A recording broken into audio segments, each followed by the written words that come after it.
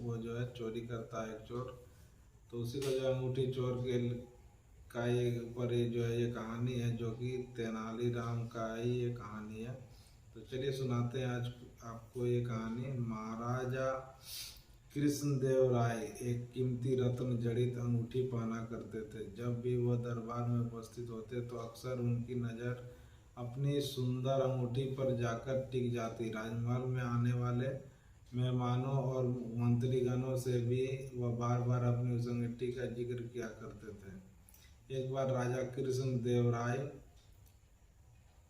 उदास होकर अपने सिंहासन पर बैठे थे, तभी तेनालीराम वहां आ पहुंचे। उन्होंने राजा की उदासी का कारण पूछा। तब राजा ने बताया कि उसकी पसंदीदा अंगूठी कहीं खो गई है और उन्हें पक्का शक है कि उसे उनके 12 अंगरक्षकों में से ही किसी एक ने चुराया है।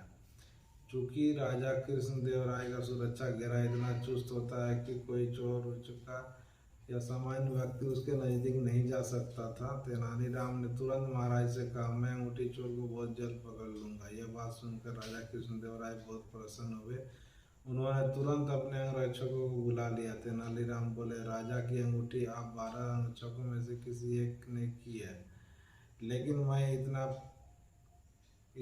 मैं इसका पता बड़ी आसानी से लगा लूंगा। जो सच्चा है उसे डरने की कोई जरूरत नहीं है, और जो चोर है वो कठोर दंड भोगने के लिए तैयार हो जाओ।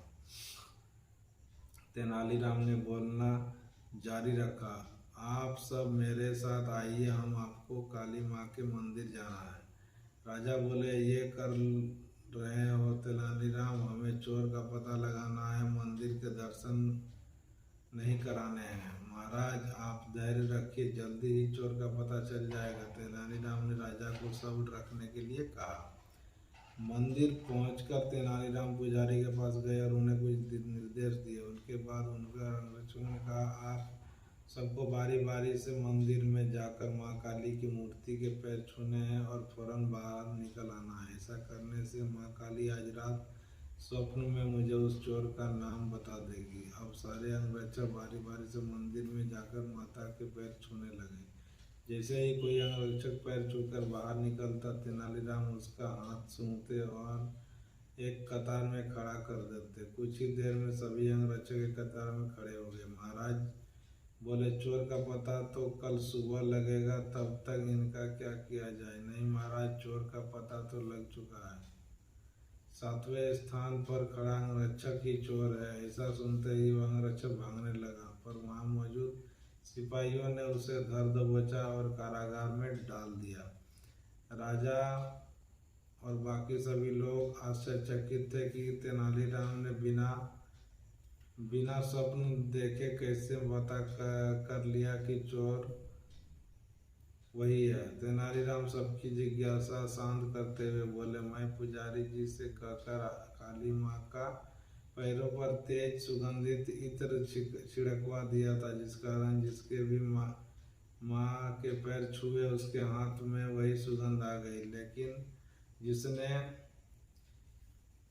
जिसने सुगंध अंगरक्षक के हाथ महके तो उससे कोई खुशबू नहीं थी। उसने पकड़े जाने पर डर से माँ काली की मूर्ति के पैर छुए ही नहीं। इसलिए साबित हो गया कि उसी के मन में पाप था और वही चोर है। राजा कृष्णदेव राय एक बार फिर से तेनालीराम की बुद्धिमत्ता के कायल हो गए और उन्हें स्वर्ण मुद्राओं से सम्मानित किया गया। तो दोस्तों, ये एक और जो है अंगूठी चोर का एक कहानी था, जो कि तेनालीराम ने इसे सुलझाया। और आशा करते हैं कि आपको ये कहानी पसंद आई होगी। तो वीडियो को लाइक और शेयर जरूर करें। साथ ही चैनल को अगर अभी तक सब्सक्राइब नहीं किया है तो सब्सक्राइब कर लें और बेल आइकन जरूर दबाएं, ताकि आपको सही समय पर वीडियो मिल सके और आप लोग जो है इसका आनंद ले सकें। तो चलिए मिलते हैं एक नए कहानी के साथ, तब तक के लिए।